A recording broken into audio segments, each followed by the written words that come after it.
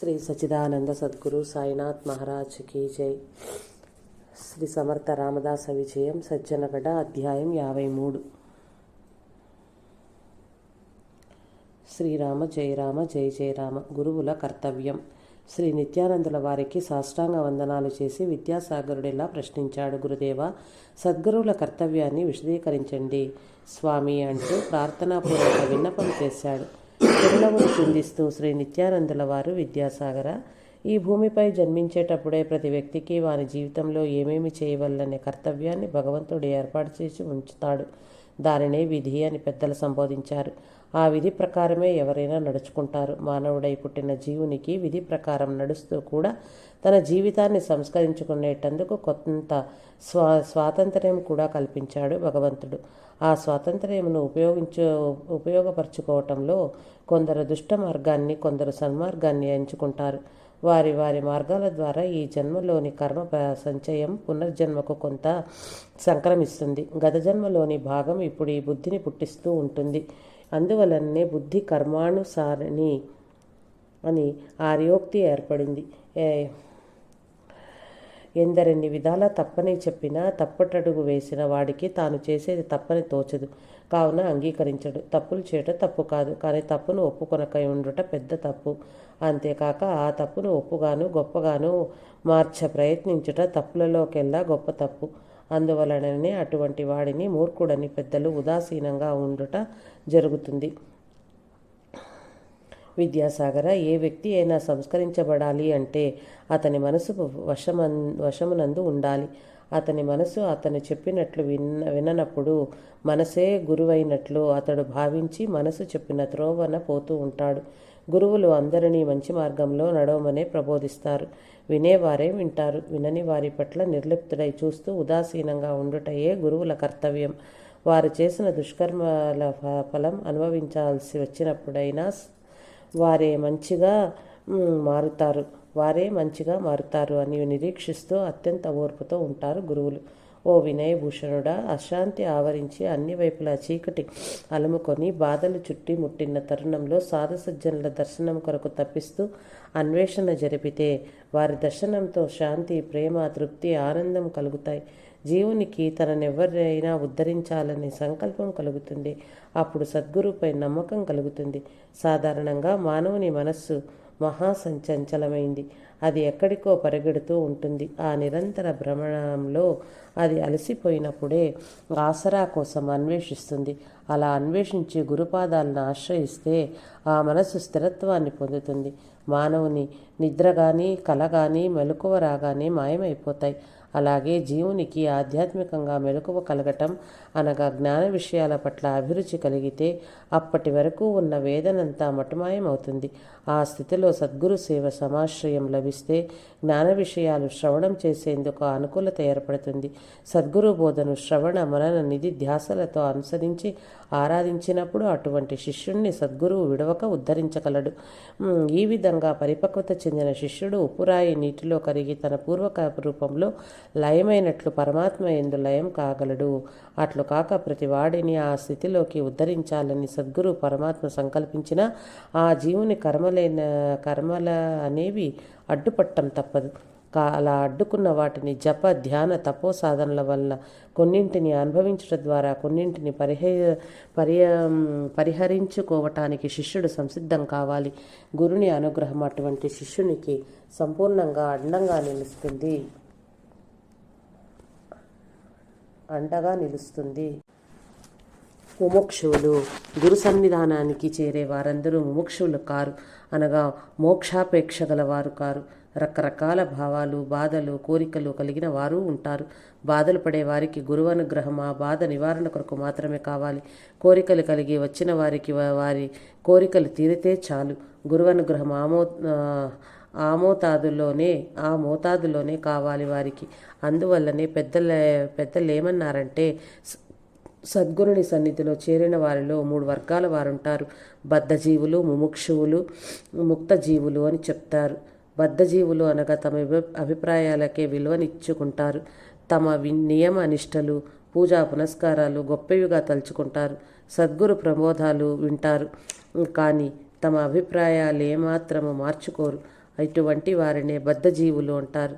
వీరికి ఉదాహరణగా రాతి బొమ్మను నీటిలో ఎన్ని రోజులుంచినా తాను కరగదు, నీటిని తనలోనికి రానియదు. ఇటువంటి వారు గురు సన్నిధిలో ఎన్ని సంవత్సరాలున్నా వారి స్వభావంలో మార్పు రానే రాదు. అనగా వారు గురు సామ్రాజ్యంలోనికి ప్రవేశించలేరు.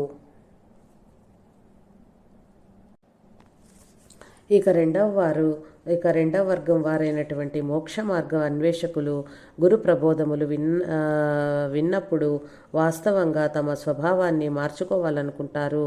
కానీ ఎంతోమంది చెప్పే విషయాలు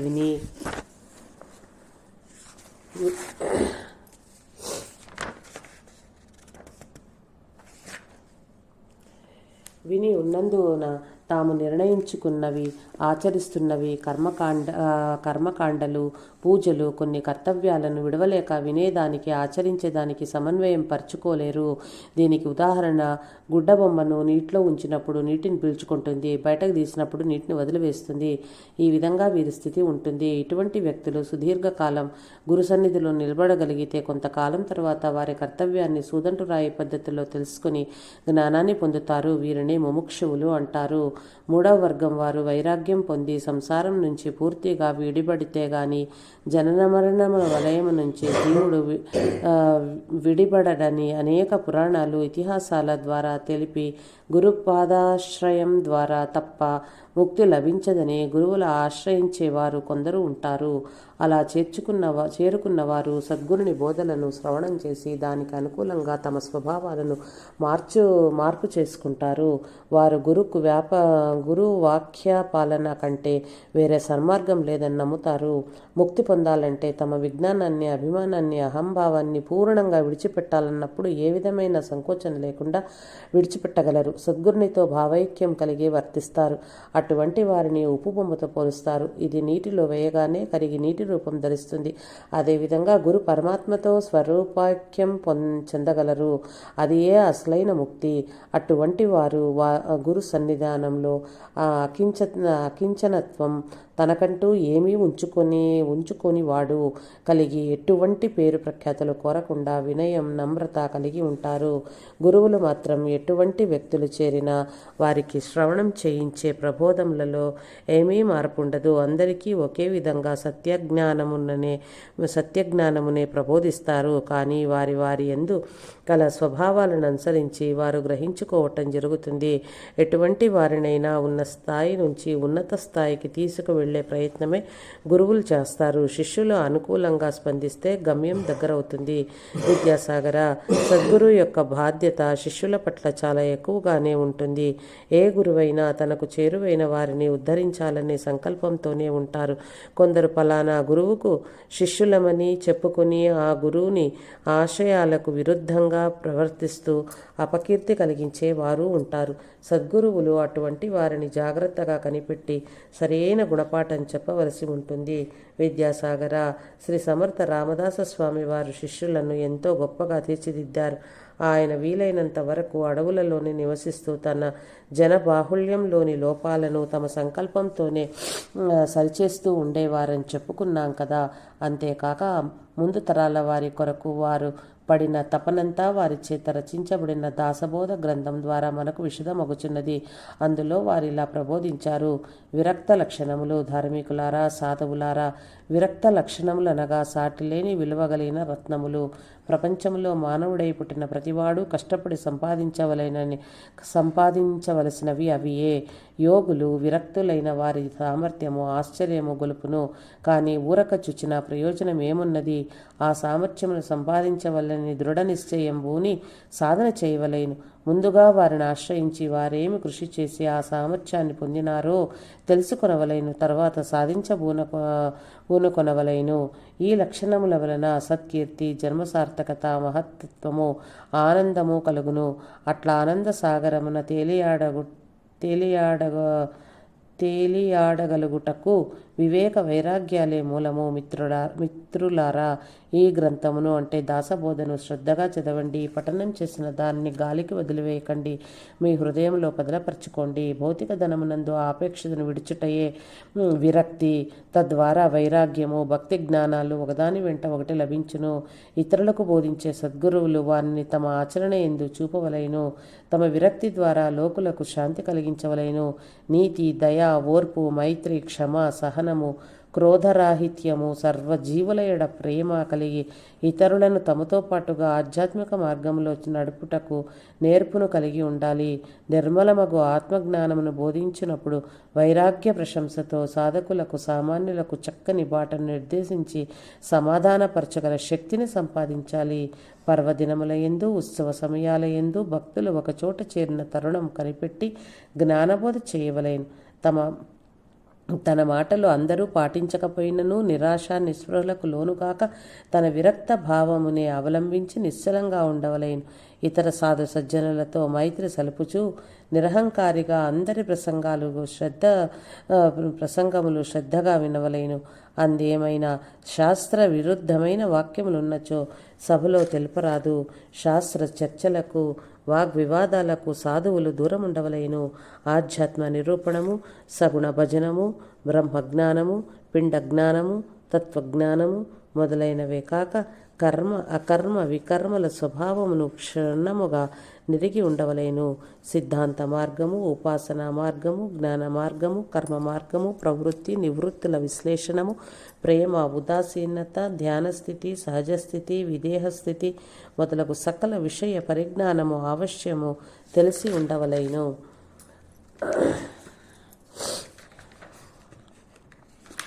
ధ్వని, లక్ష్యము, మంత్రము, యంత్రము, విధి, విధానము, విధమతములోని మర్మము, ధర్మము తెలుసుకుని విరక్తుడై ఉండాలి. అటు విరక్తుడైన సాధు పుంగువుడు ప్రపంచమునకు స్నేహితుడై, శ్రేయోభిలాషే, స్వతంత్రుడై, విచిత్ర చరిత్రుడై,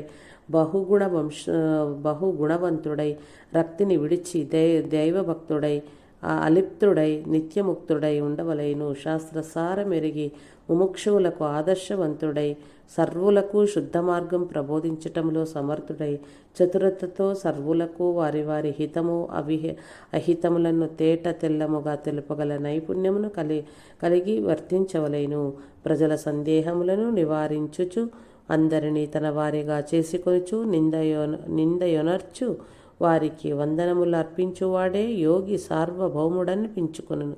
సాధకులకే కాక సంసార బద్ధకులకును మోక్ష మార్గము బోధించి తన వాక్చతురతతో వారిని మేల్కొల్పుచు వారి ఎందలి ఉత్తమ గుణములను మాత్రము గ్రహించి తన వివేకము చేత వారిలోని అవగుణములను దూరీకరించి ఆటంకములను తొలగించి వారికి మేలు చేయవలేను.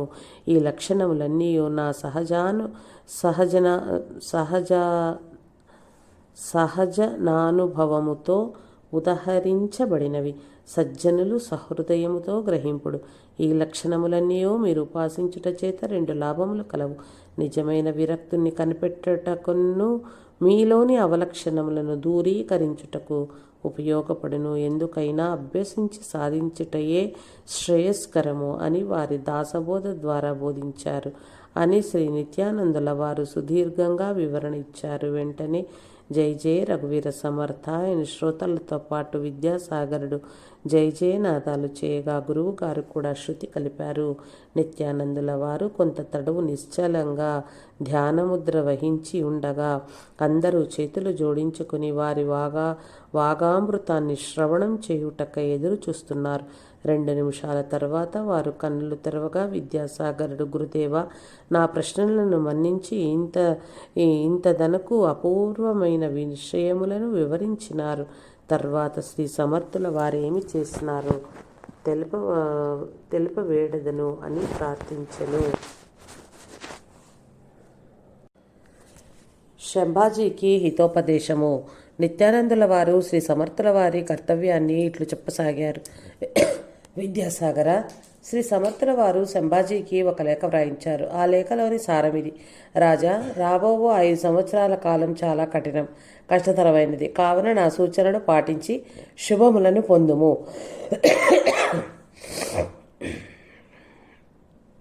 నీవు తగు జాగ్రత్త వహించాలి. అందరి సలహాలను పొందిన తర్వాత ధర్మ మార్గంలో నిర్ణయాలు తీసుకొనుము. రాజధర్మము, క్షాత్రధర్మము వివరించుచు మీ తండ్రికి 2 లేఖలు వ్రాసి ఉంటిని. వారిని పదిలంగా ఉంచుకునుము. వారిని ఆచరణలో పెట్టినచో నీవు నీ రాజ్య సంపదలు సురక్షితముగా నిలుపుకొనగలవు. నీ స్వంత తెలివిని ఉపయోగించి బుద్ధితో యోచించి కార్యతత్పరత కలిగి వర్తించు. ధర్మాన్ని రక్షిస్తే ఆ ధర్మమే నిన్ను రక్షిస్తుందని మరవవద్దు.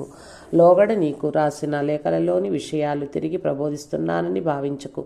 శాంతంగా ఉండాలి. రాజా, జాగరూకత ఎల్లవేళలా అవసరము. కోపం పనికిరాదు. నీ చుట్టూ పనిచేయు వారిని కనిపెట్టుకుని మసలుకో. ఏకాంతంలో యోచించు. ప్రజలను ప్రేమతో పాలించు. ఉగ్రత్వం పనికిరాదు. పైకి ఉగ్రంగా కనిపించు. అంతరంగంలోన శాంతమునే అవలంబించు. ప్రజల అపరాధమును క్షమింపగలిగితే శ్రీరాముని ఆశీస్సులు నీకు లభిస్తాయి. దీనులను హీనులను దయతో కనిపెట్టు. వారితో హేచేతనైన సేవలు చేయించుకుని వారి పోషణ భారము వహించు. శౌర్యము, ధైర్యము, సాహసము నీకు కీర్తిని తెస్తాయి.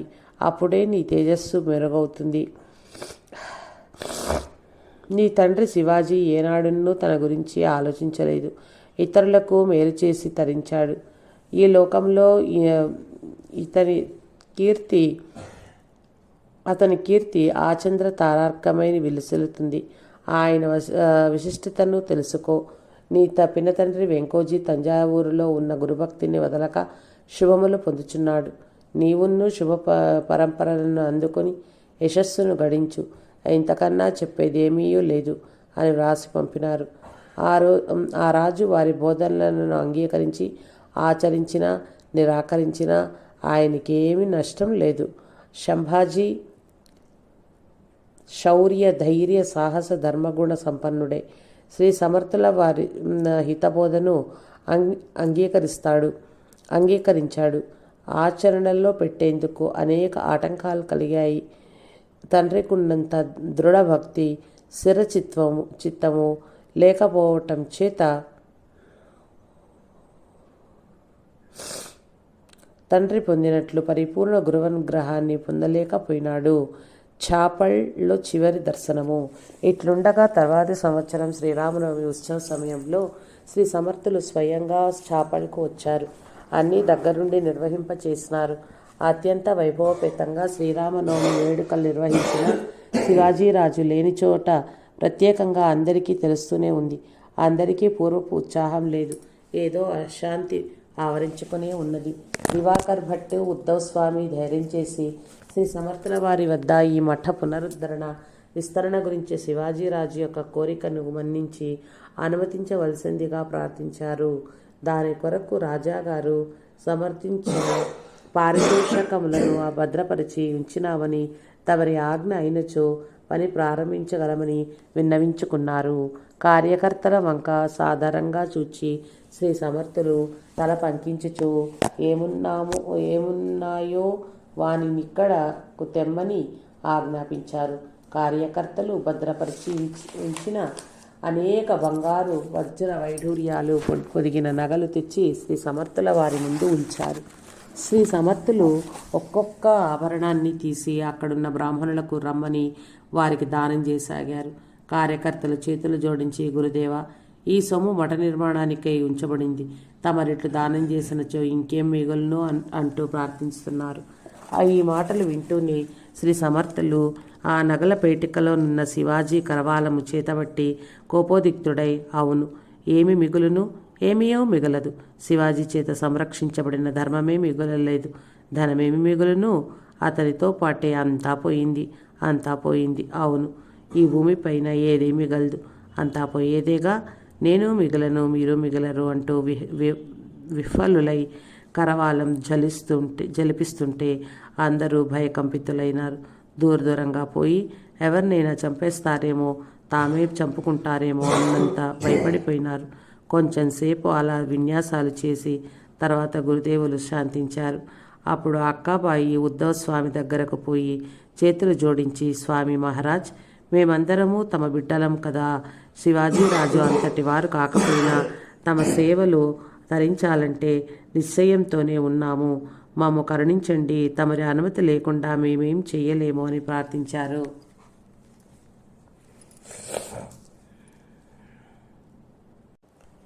అప్పుడు అక్కాబాయి ఉద్ధవ్ స్వామి దగ్గరకు పోయి చేతులు జోడించి, స్వామి మహారాజ్, మేమందరము తమ బిడ్డలమే కదా. శివాజీరాజు అంతటి వారం కాకపోయినా తమ సేవలు తరించాలని నిశ్చయంతోనే ఉన్నాము. మమ్ము కరుణించండి. తమరి అనుమతి లేకుండా మేమేం చేయలేము అని ప్రార్థించారు. కానీ శ్రీ సమర్థులు ఎక్కువగా మాట్లాడక, సరే ఉన్నదేదో భద్రపరచుకోండి. దేవాలయ నిర్మాణానికి శ్రీరామ్ ప్రభు ఎవరిని ఎంచుకుంటాడో వారే చేస్తారు. ఇక్కడి వారు ఆయనకు చాలా రుణపడి ఉన్నారు. వారి రుణం తీర్చుకోరా అంటూ అచ్చటి కార్యకర్తల వంక చూచారు. వారందరూ చేతులు జోడించి ఆ కార్యభారాన్ని మేము వహించదామని మాట ఇచ్చారు. తర్వాత శ్రీ సమర్థులు ఏకాంతంగా శ్రీరాముల ఎదుట ధ్యానంలో కూర్చున్నారు. అలా చాలాసేపు కూర్చుండి తర్వాత శ్రీరాములను ఈ విధంగా ప్రార్థన చేశారు. శ్రీరామచంద్ర ప్రభో, నాకు తల్లి, తండ్రి, గురువు, దైవము అన్నీ నీవే. ఈ లోకంలోని తల్లి నామమాత్రమేనని, అది నీవు చేసిన లీలే అని భావిస్తాను. చిన్ననాటి నుంచి సర్వవిధములా కాపాడావు. ఎటువంటి దుఃఖాన్నైనా వహించే శక్తిని ప్రసాదించావు. చెట్టు పైన గెంతులేస్తూ కింద పడకుండా రక్షించావు. కింద పడినా దెబ్బ తగలకుండా కాపాడావు. నేను చేసిన అల్లరి చిల్లర పనులన్నీ ఎంతో ఓర్పుతో సహించావు. గోలీలాడితే గెలిపించావు. సకల వేదములను అభ్యాసం లేకుండానే నా చేత పలికించావు. హే శ్రీరామ, గోదావరిలో దూకితే రక్షించావు. తల్లికి హితమైన మాటలు చెప్పించావు. సమయస్ఫూర్తిగా శ్రీరామనవమి ఉత్సవాలకు ఇంటెడు గోధుమలనిచ్చి నిర్వహణకై ఉపాయంతో వచ్చినట్టు చేశావు. జగత్ కళ్యాణ చింతన కలుగుటకే బాల్యమునందే నీ దూత మారుతి యొక్క సహకారంతో మంత్రోపదేశం ఇచ్చావు. వివాహ సందర్భంలో సావధాన శబ్దంతో నా కర్తవ్య నిష్టకై సావధానపరిచినావు. 12 సంవత్సరాలు నాచే అనుష్ఠానాలు చేయించావు. తదుపరి 12 సంవత్సరాలు తీర్థాటనం చేయించావు. నీ ప్రియ సేవకుడైన మారుతి కౌకలిలోకి చేర్చావు. ధర్మ సంఘటనముల నివారించుటకై 4 దిక్కులను మఠ నిర్మాణములు చేయించావు. శివాజీ అనుగ్రహించి గురుసన్నిధికి చేర్చి ఇరువురిని నీ సత్తాను తెలిపావు. నీ సంకల్పంతోనే ఈ శివాజీ ఇంతటి సుస్థిర సామ్రాజ్య స్థాపన చేయగలిగినాడు. ప్రజలందరికీ నీ నామ ప్రభావమును చేతనైనంతగా వివరింపచేసితివి. శ్రీరామ, ఇదంతా నిజంగా నీవు చేయకుంటే ఎవరికి సాధ్యము? చాపల్లో నీ సంస్థానం ఏర్పడింది. నీ ఇచ్ఛానుసారమే అనేక చోట్ల మారుతి మందిరాలు ఏర్పడి ఆయా ప్రదేశముల ఎందలి ప్రజలను ధైర్య సాహసవంతులుగా మార్చినవి. నీ సంకల్పములన్నీ నా సంకల్పములందు మిళితం చేసి నెరవేర్చుకున్నావు. నా ఎందు ఇంత అనుగ్రహమని ప్రసరింపచేసి ధన్యుని చేశావు. నా గుణదోషములు ఎంచకుండా కోరిందల్లా ప్రసాదించావు. నీ అనుగ్రహమునకు పారం లేదు. ఈ భూమిపైన ఇక నేను నిర్వహించవలసిన కార్యం ముగిసిందని భావించుచున్నాను. స్వామి, నీ ఆజ్ఞకై వేచి ఉన్నాను, కరుణించుము అని ప్రార్థించుచుండగా ఆ అంతరంగిక భక్తులు కనులు నీరు గారుచుండగా వినుచుండిరి. శ్రీరామ, నీవు త్రిలోకనాథుడవు. నీ భక్త వాత్సల్యమేమని కొనియాడగలను? సర్వమును త్యజించిన అనాథుడైన నాకు నీవే నా అనాథుడవు. ఆ అనాథుడనే విధంగా గట్టెక్కించావో నీకే ఎరుక. నీ కృప ప్రసరించిన ఏ అల్పజీవి అయినా ఉడతవలే తరించును కదా. నేను నిమిత్త మాత్రుడను. ఈ వైభవమంతా నీదే రామ. నీ సొమ్మును నీవెలా రక్షించుకుందేవో రక్షించుకో అని తన హృదయాంతర్గత ఆవేదనంతా నివేదించారు. లోపల గుడిలో వారొక్కరే ఉన్నారు. శిష్యులంతా బయట మండపంలో ఉన్నారు. ఒక దివ్య ప్రకాశం అందరికీ దర్శనమిచ్చింది. అందరూ ఆశ్చర్యంతో నమస్కరించారు. సమర్థులు అచ్చటని సాష్టాంగ నమస్కారం చేశారు. ఆ సమయంలో శ్రీరాముల దర్శనం శ్రీ సమర్థులకు లభించిందని అందరూ భావించారు. తర్వాత అక్కడ ఉన్నన్ని రోజులు చాపల్ దేవాలయ శిఖరాన్ని తదేకంగా చూస్తూ గడిపారు. శ్రీ సమర్థులు తమ అవతార సమాప్తికై వేగిరపడుచున్నారని అందరికీ తెలిసిపోయింది. ఎవ్వరికీ వారిని పలకరించేందుకు ధైర్యం చాలలేదు. మౌనంగా నిర్లిప్తంగా రోజులు గడుపుతున్నారు. ఈ సంవత్సరం శ్రీరామనవమికి కళ్యాణ్ను డోమ్గాం నుంచి రావద్దన్నారు. గురు ఆదేశం మేరకు ఆ స్వామి రాలేదు. శ్రీ సమర్థులు చైత్ర మాస బహుళ ఏకాదశి నాటికి సజ్జన్గట్టుకు బయలుదేరి వచ్చారు.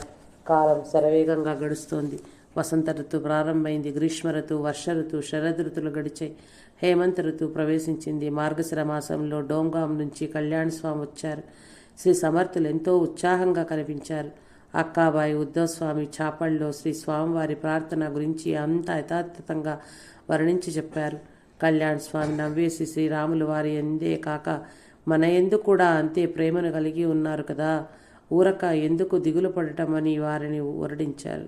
సద్గురుని సన్నిధిలో దాసబోధ గ్రంథంలోని 20వ ఆ దశకం పూర్తి చేశారు. దానిని శ్రీ సమర్థుల వారు తన చేతిలోకి తీసుకుని అక్షర దోషములను తన స్వహస్తాలతో సరిచేసినారు. కొన్ని దినముల తర్వాత కళ్యాణ స్వామి వీడుకోలు నమస్కారం చేస్తుంటే నా ఆజ్ఞ లేని నువ్వు ఇక్కడకు రాకూడదు అని శాసించారు. కళ్యాణ స్వామికి అప్పుడు అక్కాబాయి గారు చెప్పింది సరైన విషయమేనన్న భావన కలిగింది. అయినా శ్రీరామరక్ష అని సద్గురుదేవునికి మొక్కి బయలుదేరినారు. ఆ రోజు తర్వాత నుంచి శ్రీ సమర్థ స్వామి పాలు మాత్రం ఇవ్వు చాలు అని అక్కాబాయిని ఆజ్ఞ చేశారు. ఇట్లా అన్నం వర్జించుటకు హేతువు వారికి అర్థమవుతున్నది. కానీ ఎదురు ప్రశ్నించే సాహసమే లేకపోయింది.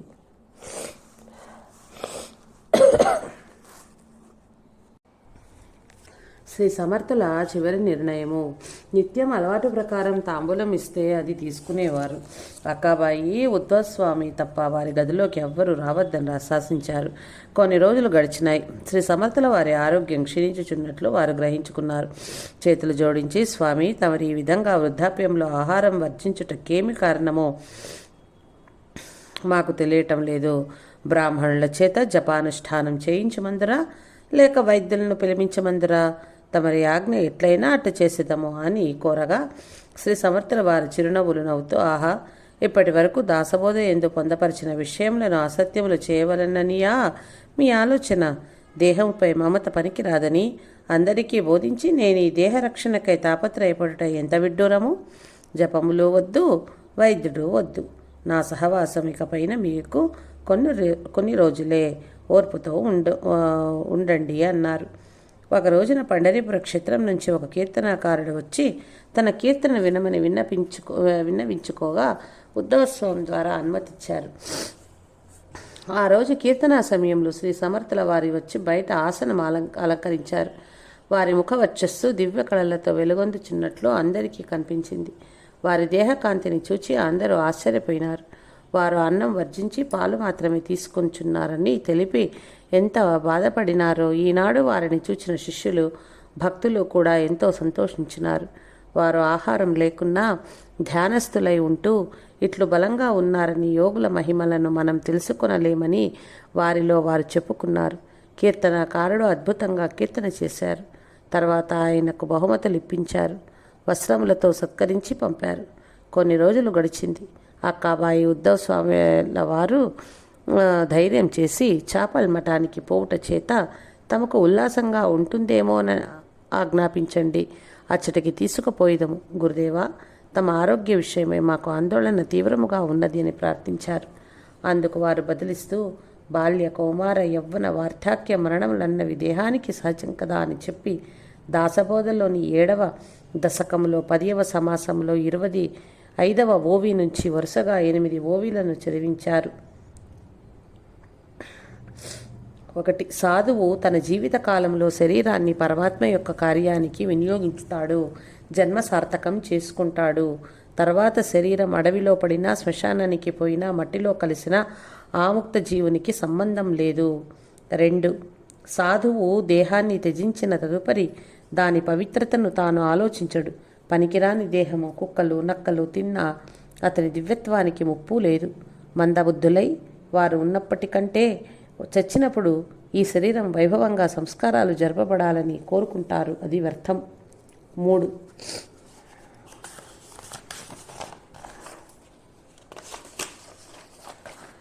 అజ్ఞానులకు ఈ శరీర ధర్మాలు తెలియవు కావున దీనిని సంరక్షించే నిమిత్తం ఇతరులకు కష్టాన్ని కలిగిస్తారు. 4. ఆత్మానాత్మ వివేక జ్ఞానంతో సాధువులు జన్మ మృత్యువులను జయించినారు. పుట్టుక లేనిదే ఆత్మ, దానికి మరణం ఎక్కడిది? దీనిని తెలియుటయే మరణం జయించుట. 5. సాధువు ఆత్మను పరమాత్మను సంధానమునర్చి మాయను అధిగమించినాడు. ఇది బ్రహ్మాది దేవతలకు కూడా సాధ్యం కాదు. 6. శరీరముపై మోహమును విడిచిన సాధువు జీవితము పట్లను మరణం పట్లను ఉదాసీనంగానే ఉంటారు. వాటిని స్మరించరు, భయపడరు. 7. మానవ లోకంలో అందరితో ఉంటూ కూడా ఏ దృశ్య పదార్థము యొక్క స్పర్శను మనసులోనికి సాధువు రానివ్వడు. 8. ఇటువంటి సాధువుల సేవ, భక్తి, భజన ఎవ్వరికి లభిస్తుందో వారు పరమపావనులవుతారు. ఇట్లు తెలిపి స్థానచలనం గురించి ఇకపైన ఎవ్వరూ మాట్లాడవద్దు అని శాసించారు.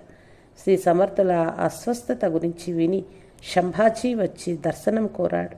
శ్రీ సమర్థుల వారు ఓర్పుతో బయటకు వచ్చి ఆసీనులైనారు. రాజు నమస్కరించగా మీ వైభవాన్ని చిరకాలం సంతోషంతో అనుభవించండి అని ఆశీస్సులు ఇచ్చారు. రాజుతో మరి ఇంకే విషయాలు చర్చించుటకిష్టపడలేదు. రాజు సెలవు తీసుకొని పోయేటప్పుడు మఠ నిర్వహణాధికారితో మాట్లాడి ఎప్పటికప్పుడు సమాచారం తెలియచేస్తూ ఉండమని ఆజ్ఞాపించారు. అక్కాబాయి ఉద్ధవ్ స్వామి మరికొందరు శిష్యులతో సమాలోచించి శ్రీ సమర్థుల వారితో మరి సంస్థ యొక్క నిర్వహణ గురించి బాధ్యతలను ఉద్దేశించి ఏమి నిర్ణయం చేశారు అని నెమ్మదిగా అడిగారు. గోసావీలకు ఆస్తులే లేనప్పుడు వారసుల చర్చ ఎందుకు వస్తుందన్నారు. ఉద్ధవ్ స్వామి సంభాళించుకుని, స్వామి గురుదేవ, తమరు స్థాపించిన సంస్థలు జగత్ కళ్యాణము కొరకని ఎన్నోసార్లు చెప్పి ఉన్నారు. ఆ విధంగా తమరి లోక కళ్యాణ ఆకాంక్షను, ఆశయాలను కొనసాగించుటకు దక్షుడైన వ్యక్తి అవసరం లేదా? తమరిట్లు మాట్లాడట తగదు. ఎవరినైనా ఈ సంస్థలను నడిపించటానికి ముఖ్య అధికారులుగా ఆజ్ఞాపించిన ఎడల మేమందరము మీ ఆజ్ఞాబద్ధులమై సేవలు చేయగలము అని విన్నవించారు.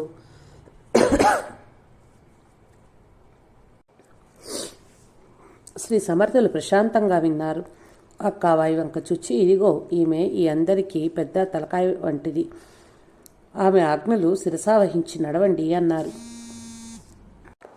అక్కాబాయి గురువులకు పాదాభివందనం చేసి, గురుదేవా, నేను స్త్రీని, గురుపీఠ నిర్వహణకు పనికిరాను. ఏదో వచ్చిన వారికింత ప్రసాదం వండి పెట్టి కాలం గడిపేదాన్ని. ఆ బాధ్యతలు నాకొద్దు దేవా, అర్హులకు అప్పగించండి అన్నది. శ్రీ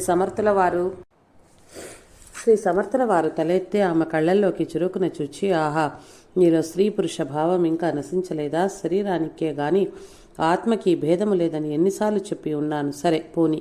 ఉద్ధవా, ఈమె స్త్రీ అట, నీవు పురుషుడవా? అయితే నీవే ఈ బాధ్యతలను వహించు అన్నారు. ఉద్ధవుడు, గురుదేవ్, తమరి బరువు నాపై పెట్టుచున్నారు. నాకన్నా పెద్దలైన వారుండగా నేను అనర్హుడను, భరించలేను అన్నాడు. కళ్యాణ్ దీనికి అసలే ఒప్పుకోడు. సరే, దివాకర్ భట్టును పంపి శ్రేష్ఠుల వారి కుమారులను రప్పించండి అని ఆజ్ఞాపించారు. దివాకర్ భట్టు ఇలా చెప్పాడు. గురుదేవా, తమ అనారోగ్య విషయం, చాపల్లో శ్రీరాములను ప్రార్థించిన విషయములన్నీ వివరంగా వారికి లేఖ వ్రాసి వారిని రమ్మని కబురు పంపినాను. వారికి ఏదో ఒత్తిడి పనులున్నాయని తరువాత వచ్చేదమని సమాచారం తెలిపినారు అని విన్నవించాడు. శ్రీ సమర్థులు, సరే మంచిది, రఘువీరుని ఇచ్ఛానుసారమే అంతా నడుస్తుంది అని జై జయ రఘువీర సమర్థ అయిన నామోచ్చారణ చేశారు. అందరూ గాబరా పడ్డారు. కానీ శ్రీ సమర్థులు వాళ్ళని చూచి నవ్వారు. అందరూ స్థిమితపడ్డారు. లోగడ శ్రీ సమర్థుల వారి కృపాదృష్టితో తంజావూరులో చూపు పొందిన లోహకారుడు శిల్పి శ్రీవారి ఆజ్ఞానుసారము శ్రీ హనుమత్ లక్ష్మణ సీతా సమేతంగా శ్రీరామచంద్ర మూర్తులను తయారు చేశాడు. ఆ మూర్తులను వేరే వేరే మనుషుల ద్వారా వెంకోజీ రాజావారు పంపగా మాఘ బహుళ పంచమి నాటికి సజ్జన్గఢ్కు చేరుకున్నాయి. వారు వచ్చి శ్రీ సమర్థుల వారిని దర్శించి ఆ మూర్తులను సమర్పించారు. పరమ సంతోషంతో జై జయ రఘువీర సమర్థాయ నినాదం చేసి శ్రీ సమర్థుల వారు ఆ మూర్తులను నఖశిఖ పర్యంతరం పరిశీలించి ఆనందించారు. అదే రోజున శుభముహూర్తంలో ఉన్నదని ఆ మూర్తులకు వారి స్వహస్తములతో ప్రాణప్రతిష్ఠ చేసి కన్నులకున్న మైనమును తొలగించారు. పూజ, అర్చన, ధ్యానము అన్నీ పూర్తయిన పిదప నైవేద్యం చేసి ఇట్టు ప్రార్థించారు. శ్రీరామనవమి ఉత్సవ సమయానికి ముందుగానే నిన్ను చాపలకు తీసుకుపోయి సింహాసనంపై అధిష్ఠింపచేయాలని సంకల్పం కలదు. కానీ నీ సంకల్పం ఇట్లు కలగదు కాబోలు. మీ ఇచ్చానుసారము ఇక్కడనే నిలువము అని నమస్కరించారు. అక్కాబాయితో, అక్క, నా రాముడు ఎంత సర్వాంగ సుందరుడో చూచావా అని ఆనందంతో పరవశించారు. ఆ దినము పంచభక్ష పరవాన్నములతో బ్రాహ్మణ సమారాధనం చేయించారు. తంజావూరు నుంచి వచ్చిన బ్రాహ్మణ గృహస్థులను గదిలోనికి పిలిపించుకుని వస్త్రాలు, ఆభరణాలతో సన్యాసులు చేసి పంపించారు. మల్వార్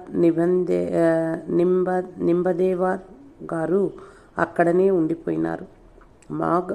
బహుళ పాడ్యమి నుంచి శ్రీ సమర్థుల వారు పాలు కూడా నిరాకరించారు. వారి పరిస్థితి ఎవ్వరికీ అర్థం కాకున్నది. మాఘ బహుళ పంచమి విగ్రహ ప్రతిష్ఠ చేశారు. అష్టమి నాడు శిష్యులకు సూచనగా తెలపాలని ఒక శ్లోకము పఠించారు. ఇది గూఢార్థముతో సూచన చేయబడి ఉన్నది. శ్రీరాముని సన్నిధి దొరికింది. ఆయనను భజించుటే తదుపరి కర్తవ్యం. ఓ మనసా అతి శీఘ్రంగా కార్యసిద్ధిని గావించుకో. భజనచే ప్రతిదినము నవమియే అనియు పర్వదినమనియు ఉద్ధవస్వామి బహుళార్థములు ధ్వనించినట్లు పలికినారు. ఉద్ధవుని చూచి భళ చక్కగా ఊహించినావు. సరే, ఇప్పుడు మొదలుపెట్టి భజన చేయండి ఆజ్ఞాపించారు. అష్టమి నాటి రాత్రంతా శిష్యులు భజన చేస్తూనే ఉన్నారు. తెల్లవారింది. అందరూ కాలకృత్యాలకై అటు ఇటు పోయినారు. శ్రీ సమర్థులు మంచంపై నుంచి క్రిందకు దిగి కూర్చున్నారు. తర్వాత కాశీకర్ అను గృహస్థు శ్రీవారి దర్శనార్థమై రాగా అతనికి దర్శనమిచ్చారు. శ్రీ నిత్యానందుల వారు ఇలా చెప్పి ఒక్క క్షణం ఆగి ధ్యానంలో దివ్య దర్శనాన్ని పొందుచుండటం గమనిస్తున్న విద్యాసాగరుడు వారు కన్నులు తెరచుటతోటే ఆతృతంగా, స్వామి గురుదేవా, శ్రీ సమర్థుల వారు గూఢార్థంగా సూచించితే ఉద్ధవస్వామి బహుళార్థం వచ్చే విధంగా పద్యం చెప్పారన్నారు తమరు. ఆ నిగూఢమైన అర్థాలు తమరు వివరించి చెప్పనిదే మాకెలా తెలుస్తాయి? స్వామి, మా యందు దయించి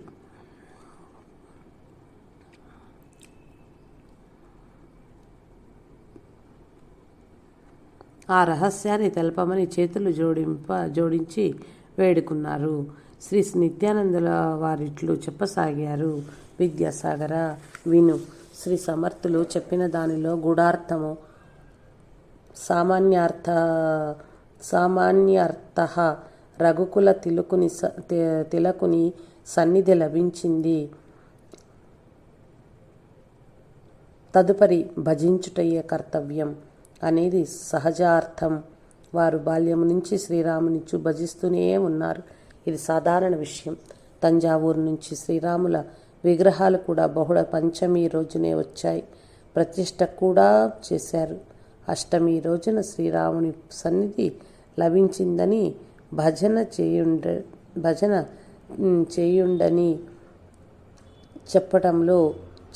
అని చెప్పటంలో మరొక అర్థం ఇమిడి ఉన్నది. గూఢార్థం, తాము ఈ దేహాన్ని విసర్జించి శ్రీరాముని సన్నిధికి చేరుతాము. శ్రీరాముని భజించితే గురువు మరియు శ్రీరాముల వారి ఇరువురి సాంగత్యము భక్తులకు లభించగలదని సూచనగా తెలిపారు. విద్యాసాగర, ఉద్ధవస్వామి సామాన్యులు కారు. వారు గురుదేవుల సూచనలలో గూఢార్థాన్ని గ్రహించుకున్నారు. ఎందుకంటే వారు నిరాహారులై ఉన్నారు. శ్రీరామనవమి రోజుననే చాపల్ మఠంలో ప్రార్థన చేశారు. ఆ తర్వాత సకల విషయాలలో నిర్లిప్తంగా ఉన్నారు. కొద్ది రోజులే నా సహవాసం మీకని చెప్పారు. కావున ఉద్ధవస్వామి తన గురువుల సూచనలను గ్రహించారు. అందుకే ఇలా చెప్పారు. అనుదిన నవమి హో మానసి అటవావి బహుత లఘ భగీనే కార్యసిద్ధి కదాని.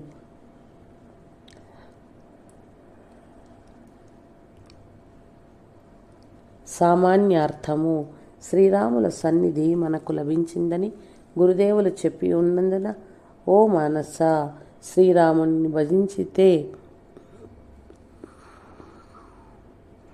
ప్రతిదినము శ్రీరామనవమి పండుగయే మసుమ. అతి శీఘ్రంగా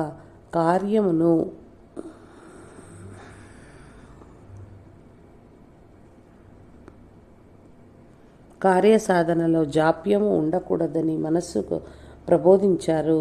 అష్టమి రోజున భజన చెయ్యమని సూచించారు. తెల్లవారితే నవమి, శ్రీరాముని సన్నిధికి పోతున్నామని సూచన చేశారు. కాబట్టి నవమి రోజు వారు దేహత్యాగం చేశారు. ఉద్ధవునికి అర్థమైందన్న రహస్యం మనకు తెలుస్తున్నది.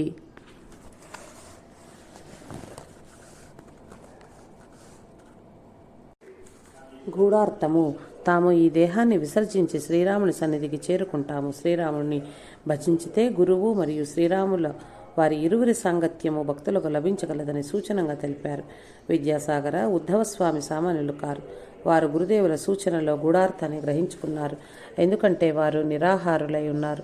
శ్రీరామనవమి రోజుననే చాపల్ మఠంలో ప్రార్థన చేశారు. ఆ తర్వాత సకల విషయాల్లో నిర్లిప్తంగా ఉన్నారు. కొద్ది రోజులే నా సహవాసం మీకని చెప్పారు. కావున ఉద్ధవస్వామి తన గురుదేవుల సూచనను గ్రహించారు. అందుకే ఇలా చెప్పారు: అనుదిన నవమీహో మానసీ ఆఠవాహి బహుత లగబఘీనే కార్యసిద్ధి కరావి. సామాన్యార్థం: శ్రీరాముల సన్నిధి మనకు లభించినదని గురుదేవులు చెప్పినందున ఓ మనసా, శ్రీరాముని భజించితే ప్రతిదినము శ్రీరామనవమి పండుగే సుమా.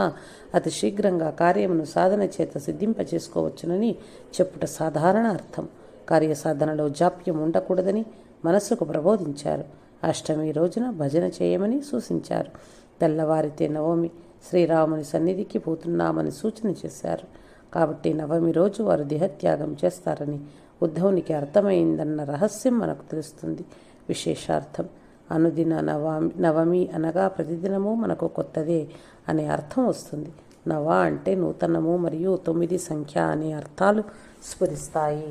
అంతేకాదు, సంఖ్యాపరంగా చూస్తే అంతకన్నాపై అంకె లేదని, అంకెలన్నీ దాని లోపలవేనని స్ఫురిస్తుంది. శ్రీ సమర్థుల వారు భజన చేయవలనని ఆదేశించిన రోజు అష్టమి. మరుసటి రోజు నవమి తిథి రానున్నది. కానీ తిథులు లెక్కలో అయితే ప్రతి 15 రోజులకు అష్టమి నవమి వస్తూనే ఉంటాయి.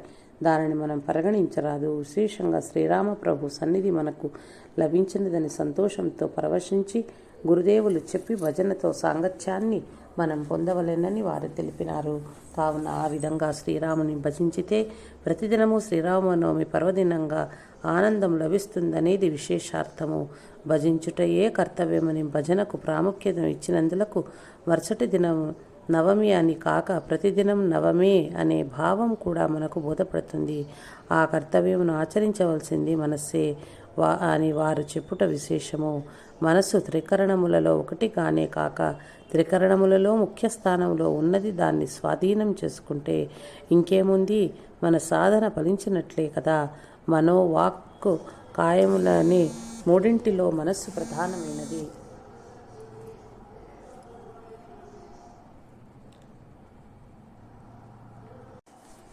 ఆ కర్తవ్యమును ఆచరించవలసింది మనస్సే అని వారు చెప్పుట విశేషము. మనస్సు త్రికరణములలో ఒకటిగానే కాక త్రికరణములలో ముఖ్య స్థానంలో ఉన్నది. దాన్ని స్వాధీనం చేసుకుంటే ఇంకేముంది, మన సాధన ఫలించినట్లే కదా. మనో వాక్కు కాయములనే మూడింటిలో మనస్సు ప్రధానమైంది. శరీరంతో మంచి పని చేస్తున్నా, వాక్కుతో భగవన్నామం జపిస్తున్నా మనసు వేరే ఏదో ఆలోచనలో ఉంటే ఆ సత్కార్యం పూర్ణఫలాన్ని ఇవ్వదు. అందువలన మనసుకే బోధ అనుక్షణం చేస్తూ ఉండటం చాలా అవసరము. శ్రీ శంకర భగవత్పాదులు కూడా అదే ప్రబోధం చేశారు.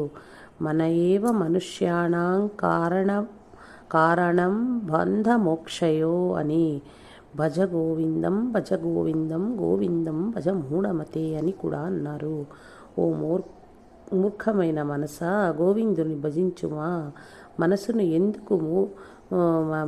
ఎందుకు మూర్ఖమైనదానా అని అంటారంటే ఆలోచించవలసిన విషయములే కాక అక్కర్లేని ఎన్నో విషయాలు మనసు ఆలోచిస్తూ బలహీనపడుతుంటూ ఉంటుంది అని తెలుసు. కాబట్టి అందువలన కర్తవ్యాన్ని దానికి ఎప్పటికప్పుడు మనం ప్రబోధించవలసిన అవసరం ఉంది. కాబట్టి ఆ విషయాన్ని ఇక్కడ ఉద్ధవ స్వామి స్పష్టంగా చెప్పారు.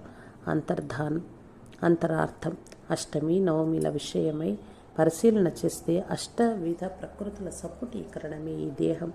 భూమి, నీరు, నిప్పు, తేజస్సు, వాయువు, ఆకాశము, మనస్సు, బుద్ధి, చిత్తం. నవమ సంఖ్య పరమాత్మ చైతన్యం జీవుడు చేరుట వలన సకల కార్యసిద్ధి అనగా సకల కార్యాలు బాహ్యాభ్యంతరములలో జరగవలసిన పనులు జరుగుచున్నవి. 9తో అతి శీఘ్రంగా కార్యసిద్ధి కలిగించుకో మనసా అని చెప్పారు.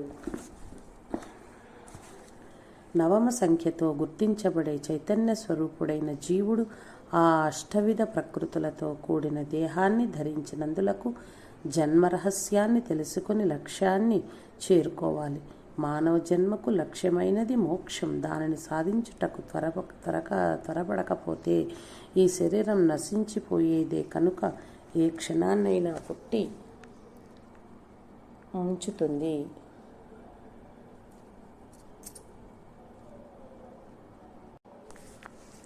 నవమ సంఖ్యమైన జీవుడు అష్టమ సంఖ్యతో ఉండే శరీరం ఉండగానే నిత్యానిత్య వివేకాన్ని పొందాలి.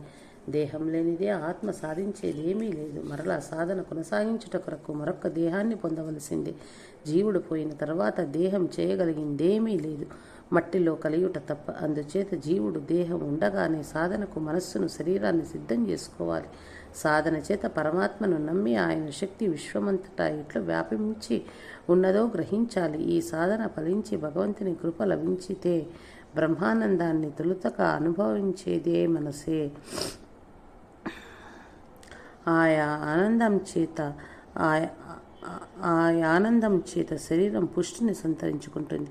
కావున దేహం నశించేలోపు శాశ్వతుడైన పరమాత్మ తత్వాన్ని ఆవిష్కరించుకుంటే జీవాత్మ దివ్యాత్మంగాను దేహము దివ్య దేహంగాను మారుతుంది. అప్పుడు ఈ దేహానికి సంకేతించబడిన నామం కూడా దివ్యత్వాన్ని పొందుతుంది. సకలము పరమాత్మకు ప్రతీకలుగా గుర్తించబడతాయని శాస్త్రవాక్యము.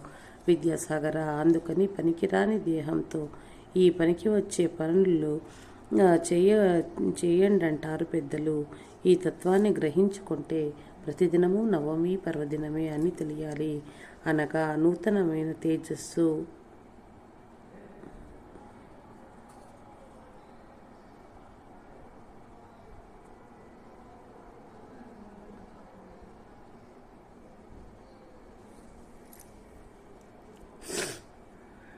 ఈ తత్వాన్ని గ్రహించుకుంటే ప్రతిదినము నవమి పర్వదినం అని తెలియాలి. అనగా నూతనమైన తేజస్సు లభిస్తుందని అర్థం.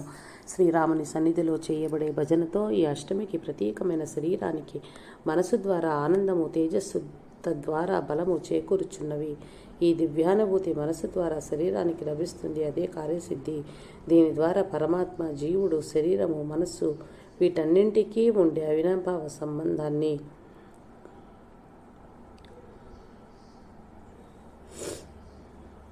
శరీరానికి లభిస్తుంది. అదే కార్యసిద్ధి. ఈ దివ్యానుభూతి మనసు ద్వారా శరీరానికి లభిస్తుంది. అదే కార్యసిద్ధి. దీని ద్వారా పరమాత్మ, జీవుడు, శరీరము, మనసు వీటన్నింటికీ ఉండే అవినాభావ సంబంధాన్ని గ్రహించుకోవాలి. భజన అనే ప్రక్రియ జడమైన శరీరాన్ని పుష్టివంతం చేస్తుంది. ఆ కార్యసిద్ధి మనస్సు ద్వారా జరగాలి. శరీరం లేనిదే మనసుకు స్థానం లేదు. కాబట్టే శరీరాన్ని పరవశిస్తుందని దీని భావము. ఆ పరిస్థితి ఎప్పటికప్పుడు నవమి అంటే నూతనంగా భాషిస్తుంది అని కూడా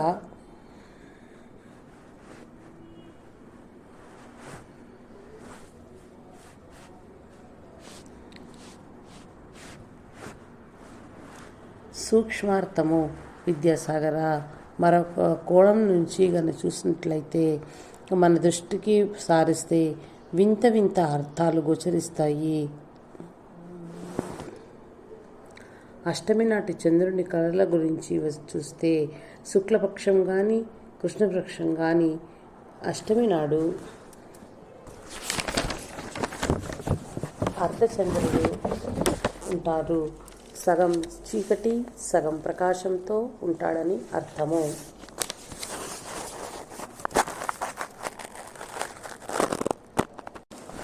శ్రీరామనవమి శుక్లపక్షంలో వస్తుంది కాబట్టి శుక్ల నవమి నుంచి చంద్రుని ప్రకాశం క్రమంగా పెరుగుతూ పూర్ణమి నాటికి నిండు చంద్రుడై పూర్ణంగా ప్రకాశిస్తాడు. ఈ సంకేతం ప్రకారము అన్వయం చేసుకుంటే అష్టవిధ ప్రకృతుల సంపుటియే శరీరము.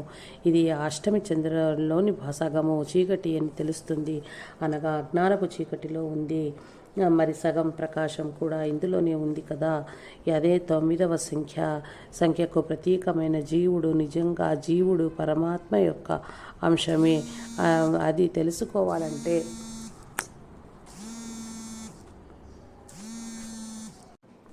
శ్రీరామనవమి శుక్లపక్షంలో వస్తుంది కాబట్టి శుక్లనవమి నుంచి చంద్రుని ప్రకాశం క్రమంగా పెరుగుతూ పూర్ణమి నాటికి నిండు చంద్రుడై పూర్ణంగా ప్రకాశిస్తాడు. ఈ సంకేతం ప్రకారం అన్వయం చేసుకుంటే అష్టవిధ ప్రకృతుల సంపుటియే శరీరం. ఇది అష్టమి చంద్రుల్లోని సగం చీకటి అని తెలుస్తున్నది, అనగా అజ్ఞానపు చీకటితో ఉంది. మరి సగం ప్రకాశం కూడా ఇందులోనే ఉంది కదా. అదే 9వ సంఖ్యకు ప్రతీకమైన జీవుడు. నిజంగా జీవుడు పరమాత్మ యొక్క అంశమే. అది తెలుసుకోవాలంటే ఆ జీవుడు మనస్సును వశం అందించుకుని భగవంతుని భజించి పూనుకుంటే, అనగా క్రమంగా వెలుగు వైపుకు ప్రయాణించితే శుక్లపక్ష చంద్రుని వలె పరమాత్మ తత్వము నిదానంగా గ్రహించుకుంటూ జ్ఞాన ప్రకాశాన్ని నింపుకుంటాడు మానవుడు. అందుకే భజనము ద్వారా సాంగత్యము వృద్ధి పొందించుకో మనసా అన్నారు. ఇక్కడ మనసు శరీరము ఉద్దికతో భజన సజ్జన సాంగత్యముల ద్వారా సన్నిధిని పొందుటే కార్యసిద్ధి. శరీరమును పొందినందులకు జీవుడు ఆ విధంగా భగవతత్వమును పొందలేకపోతే ఈ జన్మను వృధా చేసుకుంటే కృష్ణపక్ష చంద్రుని వలె క్రమంగా క్షీణించి చివరకు అమావాస్య చీకటిలో మునుగుతాడు, అనగా తిరిగి మానవ జన్మ దొరకదని అర్థం. కావున ఓ జీవా, ఈ లోకంలో మానవుడై పుట్టినందులకు త్వరగా సకల కార్యములు చక్కబెట్టుకో. రేపటి రోజు నీది కాదో భగవంతుని భజించు, సజ్జన సాంగత్యంతో పరమాత్మ సన్నిధిని పొందు. ఇదే మహాత్ముల బోధ రహస్యార్థము. విద్యాసాగర, మరొక విషయం ఏమిటంటే జీవునికి గాఢ నిద్రలో పరమాత్మని ప్రకాశం తెర వెనుక జ్యోతి వలె నిత్యం దర్శనమవుతుంది. కాబట్టే తెల్లవారేసరికి శరీరం పుష్టిని పొందుతున్నది. హాయిగా తన దైనందిన కార్యక్రమం నిర్వహించుకోవటానికి శక్తి కలుగుచున్నది. అయినా ఈ విషయాన్ని మానవుడు గ్రహించుకోలేడు. తాను తిన్న బలమైన ఆహారం ద్వారా బలం కలుగుతున్నదని భావిస్తాడు. ఇది పొరపాటు. ఎవరికైనా నిద్ర పట్టకపోతే తెల్లవారేసరికి నీరసంతో కాళ్ళు చేతులు బాధ పెడుతూ ఉంటాయి, ముఖం వ్రేలాడిపోతుంది, కళ్ళు లోతుకుపోయి మెడ నిలవదు, నీరసంతో సర్వం పలకదు, బలహీనుడైపోతాడు. వాడు ఎంత బలకరమైన ఆహారం తిన్నా నిద్రలేమి కారణంగా రావాల్సిన బలం రాదు. ఎన్ని ఔషధాలు సేవించినా మంచి నిద్ర లేనిది ఆరోగ్యం చేకూరదు. ఇది అందరికీ తెలిసిన రహస్యమే. కానీ దీన్ని అసలు రహస్యం తెలియాలి. అదేమిటంటే ఈ భూమి మీద మనలను పుట్టించిన భగవంతుడు మన కర్మలకు మనల్ని వదిలివేయలేదు.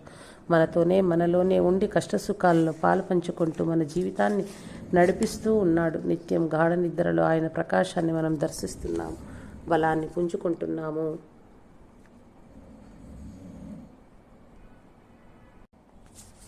మరొక రహస్యం కూడా తెలియాలి. గాఢ నిద్రలో జీవుడికి దర్శనమైనను శరీరానికి పుష్టి కలుగుచున్నది కదా. ఆ స్థితిలో మానవుని మనస్సు ఆ ఆనందాన్ని అనుభవించటం లేదు. అదే జాగ్రత్తావస్థలో మనసు ద్వారా అటువంటి దర్శనం జీవునికి లభిస్తే ఎంత ఆనందం అంటే దానికి పరిమాణం చెప్పలేము. బ్రహ్మానందం అని పేర్కొన్నారు. అయితే చివరికి తేలిందేమిటంటే ఉద్ధవస్వామి చెప్పినట్లు, ఓ మనసా, ఇతర విషయాలను వదిలివేసి భగవంతుని భజన చెయ్యవే. ఆయన సాంగత్యం, ఆయన సన్నిధిలో నీ జ్ఞానం పూర్ణత్వాన్ని పొందుతుంది. ప్రతిదినం పర్వదినంగా అనుభవిస్తావు అన్నారు. ఇది విన్న తర్వాత విద్యాసాగరుడు, ఆహా గురుదేవ, శ్రీ సమర్థుల వారి పద్యంలో ఇంత అర్థం ఇమిడి ఉన్నదా? తర్వాత ఏం జరిగిందో చెప్పండి అని వేడుకున్నాడు. శ్రీ నిత్యానందుల వారిట్లు చెప్పసాగారు. కాశీ నుంచి వచ్చిన భక్తుడు శ్రీ సమర్థులను దర్శించుకొని కొన్ని ద్రాక్ష పళ్ళు చక్కెరను తెచ్చి సమర్పించుచు, గురుదేవ, తమరు ఆహారం వర్జించినారని విన్నాను. కనీసం నా ప్రార్థనను మన్నించి చక్కెర నీళ్ళైనా తీసుకునండి అని ప్రాధేయపడ్డాడు. అప్పుడు శ్రీ స్వామి అక్కాబాయి వంక దృష్టి సారించారు. ఆమె సత్వరమే చక్కెర పానకం చేసి తెచ్చి సమర్పించింది. శ్రీ సమర్థుల పెదవులపై చిరు దరహాసం మెరుస్తూనే ఉన్నది. ఆయనకు శారీరక బాధలేమీ ఉన్నట్లు తెలియటం లేదు. ఆ చక్కెర నీరు త్రాగినారు. ఆ తర్వాత అందరినీ బయటకు పొమ్మని సేవ చేశారు. అక్కాబాయి, ఉద్ధవ్ గోస్వామి ఇద్దరే ఉన్నారు. అక్కాబాయి శ్రీ స్వామిని దయచేసి మంచం పైన ఉండండి, ఎందుకు క్రిందకు దిగారని వేడుకున్నది. ఆమెతో సరే నీవే లేపి మంచం పైన పడుకోబెట్టు అన్నారు. ఉద్ధవ్ స్వామి, అక్కాబాయి ఇద్దరూ ప్రయత్నించారు. వారిని లేపలేకపోయారు. వెలుపల ఉన్న శిష్యులను 10 మందిని పిలిచారు. అందరూ పట్టినా లేపలేకపోయారు. అప్పుడు ఉద్ధవ్ స్వామి, గురుదేవా, మేము కదిలించలేము, తమరే లేచి మంచం పైన కూర్చోండాలి అని అన్నాడు. అందరినీ బయటకు పొమ్మన్నారు. అక్కాబాయి, ఉద్ధవ్ మాత్రమే ఉన్నారు. వారిద్దరూ వెక్కి వెక్కి ఏడుస్తున్నట్టు శ్రీ సమర్థులు గ్రహించి, ఇన్ని రోజుల మా సహచర్యంలో నేర్చుకున్నది ఏడుపోయారన్నమాట అని వెక్కరించారు. వారిద్దరూ, స్వామి మేము అని ఏదో చెప్పబోతుండగా, అక్క, ఈ దేహం భౌతికం, ఎప్పుడైనా రాలిపోయేది. నీకు తెలియందేముంది? మీకు చెప్పకుండా ఏ రహస్యమైన దాచుకున్నానా? ఎప్పటికప్పుడు సత్యం చెబుతున్నాను కదా. నా శరీరం పోతే ఏమి, నేను విశ్వస్వరూపుడనై ఉంటాను. మీరును మీ శరీరాలపై ఆసక్తిని విడనాడండి. ముక్తి ద్వారాలు తెరవబడతాయి. ప్రపంచ వ్యవహారాలు వదిలి దాసబోధను పఠించండి. నిరంతర రామనామ జపం ద్వారా ఆత్మస్వరూపానందానం పొందండి. దాసబోధను పఠించితే నాతో మాట్లాడిన అనుభూతి పొందగలరు. దుఃఖం పారిపోతుంది అని బోధించారు. తంజావూరు నుంచి తెప్పించిన మూర్తుల వంక దృష్టిని సారించి శ్రీ సమర్థులు ఇలా ప్రార్థించారు. హే శ్రీరామ, మీ ఆజ్ఞానువర్తినై పారమార్థిక మార్గమును సుస్థిరం చేశాను. ఇక ఈ దేహయాత్ర చాలించాలనిపిస్తుంది. ఇప్పటి వరకు నా వాక్కులను సత్యమును చేసి ఒకే ఒక వరం కోరెదను, కాదనక ప్రసాదింపు. ఎవరైతే నీ దర్శనం కోరెదరో వారికి నీవు దర్శనం ఇయ్యవలేను. ఇదే నా కడసారి కోరిక అని ప్రార్థించారు. శ్రీరాముడు ఇలా సమాధానం చెప్పారు. సరే, నీ వలె సాధన చేసే వారికి నా దర్శనం తప్పక లభిస్తుంది అన్నారు. స్వామి, ఓ రామ, అందరూ నా వలె చేయగలరా? ఏదైనా సులభతరంగా దర్శనం లభించేందుకు ఉపాయం సెలవీయండి అని ప్రార్థనాపూర్వకంగా అడిగారు. శ్రీరాములు, ఎవరైతే త్రయోదక్షరి మంత్రాన్ని తిరుగుచూ తింటూ అన్ని పనులు చేస్తూనే 13 కోట్ల జపం చేస్తారో వారికి తప్పక దర్శనమిస్తారని మాట ఇచ్చారు. శ్రీ సమర్థ రామదాస స్వామి వారికి పరమానందమైంది. చాలు శ్రీరామ, చాలు. నీ కరుణ నాపైన ఇట్లే ప్రసరింపచేసి నన్ను నీలో చేర్చుకునమని గుండె నిండుగా గాలిని పీల్చుకుని ఓం శ్రీరామ్ శ్రీరామ్ శ్రీరామ్ అని 3 సార్లు కొండలు కోనలు ప్రతిధ్వనించుతుండగా మేఘ గర్జన ధ్వనితో ఉచ్చరించారు. అందరూ చూచుచుండగానే స్వామి శరీరంలో నుండి దివ్య తేజస్సు శ్రీరామమూర్తి యొక్క ముఖం నుండి లీనమయ్యాను. విద్యాసాగర, శ్రీ స్వామి సమర్థులు తమ అవతారమును చాలించినారని అందరికీ అర్థమైంది. ఎవరిని ఎవరు ఓదార్చవలేనో, ఏం చెప్పి ఓదార్చవలేనో మాత్రం అర్థం కాలేదు. శిష్యులందరూలో శోక సముద్రంలో మునికి కొంత తడు దుఃఖిస్తూ ఉండిపోయారు. వెక్కి ఏడ్చేవారు కొందరు, నోటికి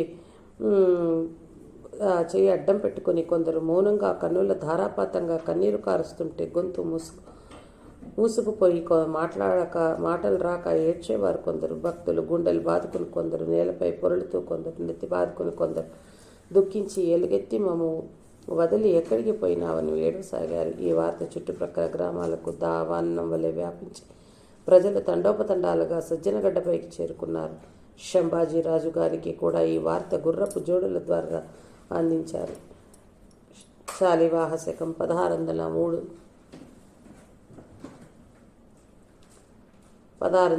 దుర్మతి నామ సంవత్సరం మాఘ బహుళ నవమి శనివారం మధ్యాహ్న సమయంలో శ్రీ సమర్థ సద్గురు సమర్థ రామదాస్ స్వామి వారు తమ పాంచభౌతిక శరీరాన్ని త్యజించి పరమాత్మలో ఐక్యమయ్యారు. కారణజన్ముడైన సమర్థులు భౌతికంగా ఈ భూమిపైన 66 సంవత్సరాలు ఉన్నారన్నమాట. ఆయన భౌతిక దేహాంతము తర్వాత కీర్తి కాయులై ఉన్నారని తర్వాత శ్రీ రామదాస సాంప్రదాయ భక్తులందరికీ అనుభవమైంది. రాత్రింబవళ్ళు దగ్గరుండి సేవలు చేసిన శిష్యులు గురుదేవుల బోధలను జ్ఞప్తికి తెచ్చుకొని ఊరడెళ్ళినారు. ఒకరినొకరు ఓదార్చుకున్నారు. హాహాకారముల ఘోష కొంతసేపటికి నిశ్శబ్ద వాతావరణంగా మారింది. గడపైన ఉత్తర భాగమున ఒక చోట కొంచెం లోతైన ప్రదేశమునందు మట్టిని నింపుటకు ఒకసారి ప్రయత్నించుండగా శ్రీ సమర్థులే వారించి అది వేరే ఒక పనికి ఉపయోగపడుతుంది, అలాగే ఉండనివ్వండి అని చెప్పారు. అక్కాబాయి గారి సూచన ప్రకారం ఆ ప్రదేశంలో శ్రీ సమర్థుల వారి భౌతిక కాయానికి దాన సంస్కారాలు చేయటానికి అందరూ ఏకగ్రీవంగా నిర్ణయించుకున్నారు. తులసి, బిల్వదళాలు, చందన కాష్టాలు సమీకరించి చితి ఏర్పరిచినారు. వారి అంతిమ యాత్ర రాజ లాంఛనాలలో జరిపించారు. జై జై సమర్థ సద్గురు శ్రీ రామదాస్ స్వామిజీకి జై అని నినాదాలు మిన్నంటినవి. ఉద్ధవ్ గోసావి గారే పుత్ర సమానులు కావున వారే చితికి అగ్నిని అంటించి సకల సంస్కారాలు చేసినారు. వారి ఇరువురు సంబంధం నిజంగా అవినాభావ సంబంధమే అని నిత్యానందుల వారు గొంతు గద్గదమై చెప్పుచూ ఉంటే ఆ శ్రోతల మానసిక వృత్తులన్నీ స్తంభించి శ్రీ సమర్థ రామదాస స్వామి వారి ఎందే లయం కాగా కొంత తడువు నిశ్శబ్దం తాండవించింది. కన్నుల వెంటందరికీ అప్రయత్నంగా అశ్రుధారలు కారుతూనే ఉన్నాయి. ఆపగలిగే శక్తి ఎవ్వరికీ లేదు. కొంతసేపటికి శ్రీ నిత్యానందులు జై జయ రఘువీర సమర్థ, శ్రీరామ జయ రామ జయ జయ రామ అని విగ్రహంగా జయ జయ నాదాలు చేయగా అందరూ చైతన్యవంతులై వారితో శృతి కలిపారు. ఇది విద్యాసాగర శ్రీ నిత్యానంద యోగి సంవాద రూపమున శ్రీ దత్తాత్రేయ సంప్రదాయ శిష్య పరంపరలోని శ్రీ శ్రీ శ్రీ స్వామి విఠలానంద సరస్వతి మహారాజు విరచిత శ్రీ సమర్థ రామదాస విజయంలోని 53వ అధ్యాయం సంపూర్ణం.